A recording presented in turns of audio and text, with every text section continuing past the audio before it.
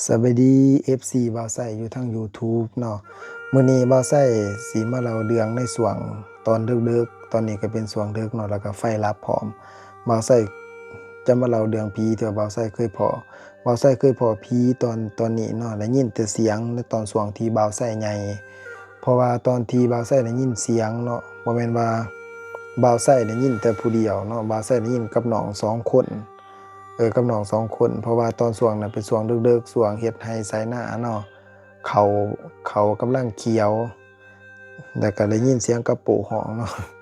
กระโปรงห้องอยู่ข้างห้องบ่าวไส้เนาะเพราะว่าตอนนี้ก็เป็นช่วงดึกแรงแล้วตอนนี้นี่ฟังเสียงกระโปรงห้องนำกันไปเรื่อยเนาะแล้วก็ฟังเรื่องเล่าที่ว่าบ่าวไส้สิมาเล่าอันนี้เป็นเรื่องจริงเหตุการณ์จริงเนาะ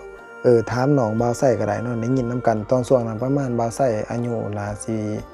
แม่น17ปีหรือว่า18ปีเนาะช่วงนั้นก็เป็นบ่าวช่วงนั้นเป็นบ่าวช่วงที่ว่าเขากำลังเขียวอยู่ทุ่งไร่ทุ่งนาบ่าวไส้สิอยู่ไกลจากบ้านไกลเติบประมาณ7หลักเนาะ7หรือว่า8หลักประมาณนี้แหละนาบ่าวไส้เพราะว่าอยู่หน้าหั่นก็เป็นหน้าที่ว่ามันอยู่เดินอยู่หน้าเปลี่ยวๆหั่นนะอยู่หน้าเปลี่ยวๆพ่อแม่มันก็สิเฮ็ดไร่ไถนาแล้วก็อยู่ข้างเถียงนาบ่าวไส้ไกลจากเถียงนาบ่าวไส้ประมาณอ่า200 เมตรเนาะก็สิมีเตาเพิ่นเฮ็ดเตาถ่านเนาะพ่อบ่าวไส้เพิ่นเฮ็ดเตาถ่านอยู่ข้างเตาถ่านก็สิมีก่อโจดFC ฮู้ว่าก่อโจดเป็นก่อแนวใดก็คล้ายๆกับก่อไผ่เฮานี่แหละแต่มันเป็นก่อเป็นไม้น้อยๆเนาะไม้โจดบัดนี้มันเป็นภูมิอยู่ข้างกับเตาถ่านของพ่อบ่าวไส้เนาะเพิ่นเฮ็ดถ่านนั่นแหละอยู่ข้างก่อโจดนี่มีคอกงัวของงัวของพ่อแม่บ่าวไส้ในช่วงนั้นนี่ก็มีหลายโตเนาะมีหลาย10โตน่าสิประมาณ50โตได้เนาะ50ปลายโตขึ้นเมื่อตอนช่วงนั้นเนาะเพราะว่าตอนช่วงนั้นเพิ่นก็บ่ทันขายแต่ปัจจุบันนี่บ่ฮู้ว่ามีเท่าใดบัดนี้อยู่ข้างก่อโจดมันเป็นภูมิของข้างคอกงัวมันจะเป็นภูมิของไม้โจดเนาะไม้โจดหลายๆแต่ส่วนมันก็หกแหน่บัดนี้อยู่ติดกับนาบ่าวไส้มันสิมีไหนาเหือเขาบัดนี้ช่วงนั้นกระต่ายมันมาลง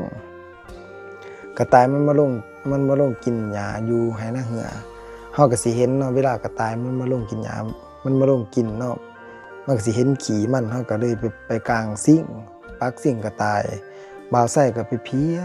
ยดกระต่ายตอนที่บ่าวไส้สิเห็นผีเด้อนี่บ่าวไส้ก็ไปเพียดกระต่ายผู้เดียวเนาะน้องไส้ของบ่าวไส้ชื่อไสบ่าวไส้ชื่อไสน้องไส้ชื่อไสบ่าวไส้ก็ไปเพียดกระต่ายอยู่ไหนาเหืออยู่ข้างหน้าบ่าวไส้นั่นแหละ น้องไส้ของบ่าวไส้เลี้ยงงัวหลังจากเลี้ยงงัวแล้วเนาะเอางัวเข้าแรงเข้าคอกแล้วในช่วงแล้งๆบัดนี้มาฮอดกลางคืนมาตอนช่วงแลงบ่าวไส้ก็ไปปักซิ่งกับน้องหลังจากงัวเข้าคอกประมาณ 4 โมงเย็นเนาะภาษาไทยเป็น4 โมงเย็นภาษาลาวเป็น4 โมงแลง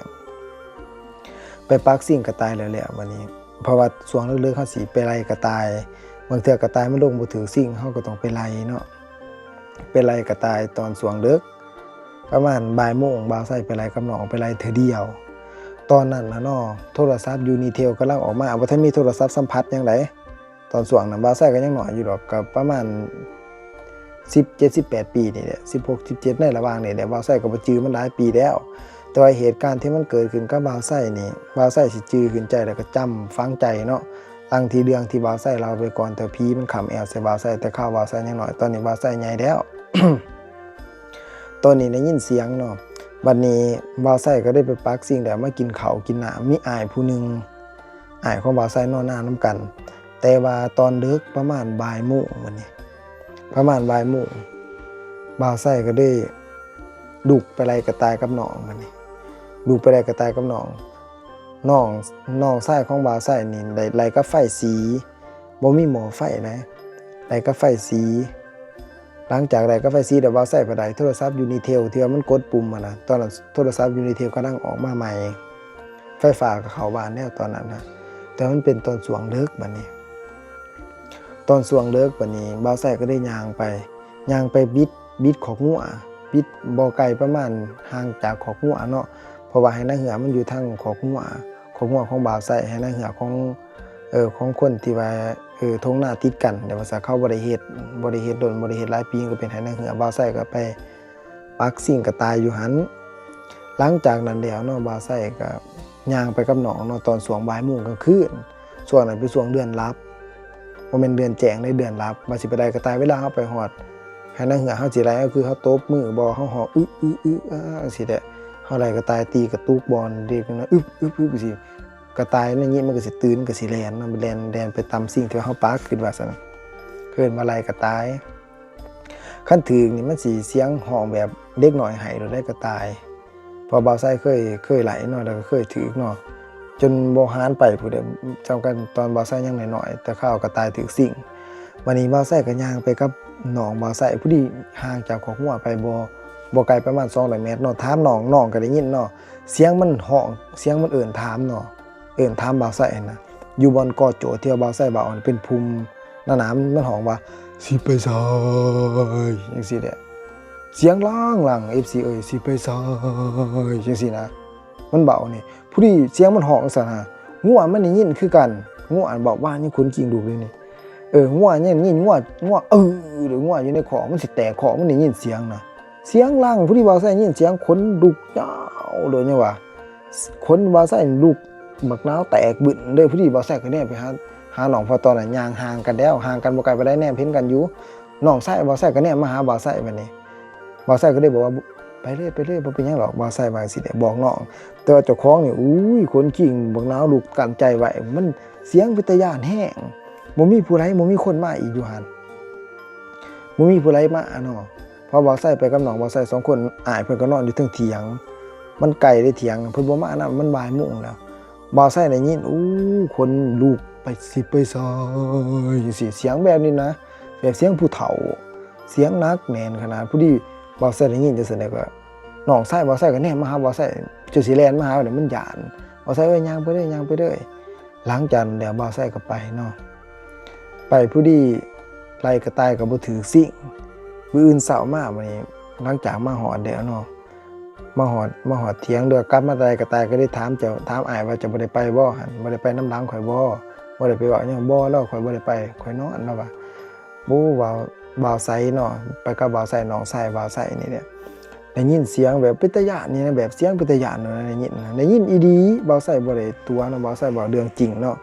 เหตุการณ์2เหตุการณ์ที่บ่าวไสเว้ามานี่เนาะเหตุการณ์จริงพอดีมื้ออื่นเช้ามาได้ยินเสียงอ้อยสิแหละเสียงกระต่ายถึกสิ่งบ่าวไสไปกุสิ่งต่อเสาพอดีมาไม่เห็นบ่เห็นสิ่งหลังนึงได้ยินแต่เสียงห้องโชคดีมื้อนั้นบ่าวไสไปปักสิ่งกระต่ายเนาะไล่กระต่ายตัวนึง FC เอ้ยไล่กระต่ายตัวนึงเขาใช้แม่นสิแม่นเอิ้นว่าผีเจ้าผีหน้าเพิ่นเนาะผีปู่เนาะเพิ่นถามเพิ่นสิว่า2ไอ้น้องมันนี่ไปไสเพิ่นสิถามบ่าวไสจังซี่เด้อ2ไอ้น้องสิไปไสเด้อตื่นเที่ยงคืนแล้วมันสิพากันไปทางไหนบ่าวไสคือว่าเพิ่นสิถามบ่าวไสแบบนี้แหละสิไปไสเนี่ยไปไล่กระต่ายผู้ที่เพิ่นฮู้เนาะเพิ่นก็ให้โชคบ่าวไสก็ได้ถือเนาะก็ได้กระต่ายก็ได้ถือสิ่งบ่าวไสก็รู้สึกดีใจเนาะมื้อนั้นได้กระต่ายมาดีใจขนาดบ่าวไสได้กระต่ายตัวนึงมาให้แม่ก็เอาไปขายให้ตัวละ70,000ตะกี้โอ้ยได้เงิน70,000ดีใจขนาดเสียงกระต่ายมันถือสิ่งนี้เด้อผู้ใดเที่ยวบ่เคยเนาะแต่ข้าวยังน้อยบ่าวไสไปปักสิ่งกระต่ายเนาะไปไล่กระต่ายแบบคือเสียงเด็กน้อยให้นี่เสียงกระต่ายคันบางคนบ่ฮู้จักนี่คนขิงลูกหยาวซ้ำกับผีพุ่นติถ้าว่ากระต่ายถือสิ่งได้เสียงไว้เด็กน้อยให้โดดบ่าวไสเคยพอหลายเทื่อเนาะแต่ข้าวบ่าวไสยังน้อยแต่ว่าสิ่งที่บ่าวไสเห็นเนาะได้ยินเสียงนี่มันได้ยินอีดีได้ยินเสียงชัดเจนแฮงอีดีเนาะเสียงที่ว่าเพิ่นเอิ้นถามบ่าวไสงัวบ่าวไสสิแตกคอกบ่าวไสนี่คนขิงลูกหยาวเด้อคันว่าเสียงคนนี่มันบ่ปานนั้นดอกเฮาสิรู้สึกหลายเนาะแต่มันเสียงของวิญญาณนี่มันสิสัมผัสด้วยวิญญาณนี่ก็วิญญาณทางในเฮาก็ครับผมมันก็มาสัมผัสอยู่กายก็เย็นจ้าวเลยติคนขิงก็ตั้งเลยคนขิงก็ลุกเลยย้านรู้สึกย้านแฮงบ่าวไสได้ยินเสียงชัดเจนเป็นเท่านั้นแต่บ่าวไสบัดนี้บ่าวไสใหญ่เกิดได้ใหญ่มาตั้งแต่นั้นมาเนาะ ตั้งแต่มื้อนั้นมาบ่าวไสก็บ่เคยได้ยินเสียงเนาะบ่เคยได้ยินเสียงอีกเนาะเสียงที่ว่าเบาแบบนั้นเนาะ ได้ยินเสียงต่างๆที่มันเกิดขึ้นกับบ่าวไส้บ่มีเลยตั้งแต่บ่าวไส้บวชมาคือกันเนาะจน7 ปีเนาะ จน7 ปีบ่าวไส้ก็บ่ได้ยินเสียงแล้วก็บ่ได้เห็นอีกเนาะเห็นแต่ตั้งแต่เทื่อนั้นแหละแล้วก็ได้ยินแต่ตั้งแต่พ่อแม่เพิ่นเล่ามาเพิ่นเล่ามาว่าผีโพงแนวนั้นแนวนี้บ่าวไส้ก็บ่เคยเห็นเนาะถ้าว่าให้บ่าวไส้มาเล่าในเรื่องที่เพิ่นเคยเว้าสู่บ่าวไส้ฟังบ่าวไส้ก็มาเล่าหลายแต่ว่าเรื่องที่ว่าเกิดขึ้นกับบ่าวไส้เนาะที่ว่าบ่าวไส้เล่ามาเป็นเรื่องจริงเนาะบ่าวไส้สัมผัสแล้วก็ได้ยินด้วยตัวเองเนาะนี่คือตอนสวงเลิกๆเนาะไฟลับบ่าวไส้ก็ได้ถือโอกาสนี้มาเล่าจังว่าถือเทียนนี่เนาะบ่แม่นว่าบ่าวไส้ตั้งไตเทียนเด้อเพราะไฟฟ้าลับเนาะตอนนี้เนาะไฟฟ้าลับตอนนี้อากาศร้อนอบอ้าวขนาดไฟฟ้าก็ลับบ่ฮู้ว่าเป็นน้ำหยังเนาะไฟตกเนาะฝนฟ้าก็บ่ตกแต่ว่าฝนตกอยู่น้อยหนึงเนาะฝนตกอยู่น้อยหนึง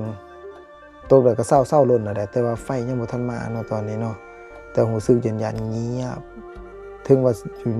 บ่าวไส้อยู่สิเป็นเขตชุมชนก็ตามเนาะถ้าว่าเลิกดื่นเที่ยงคืนแล้วผู้ใดก็เข้าห้องเข้าบ่อนเข้าบ่อยู่นอกของตัวเองเนาะมันก็รู้สึกว่าเป็นตาย้านนะมันก็สิเปรียบเหมือนบ้านร้างเนาะบ้านร้างแบบนี้แหละถ้าว่าเป็นช่วงกลางคืนนะถ้าว่าเป็นผีประสาทนี่ก็สิแปลกอีกอย่างหนึงผีประสาทกลางคืนก็สิเป็นกลางเว้นเขามันก็สิประมาณนี้เนาะขอบใจเนาะที่ว่า FC ทั้ง YouTube บ่าวไส้เนาะฟังบ่าวไส้เราเดืองมาฮอดปานนี้มาฮอดจนปัจจุบันนี้เนาะก็คือ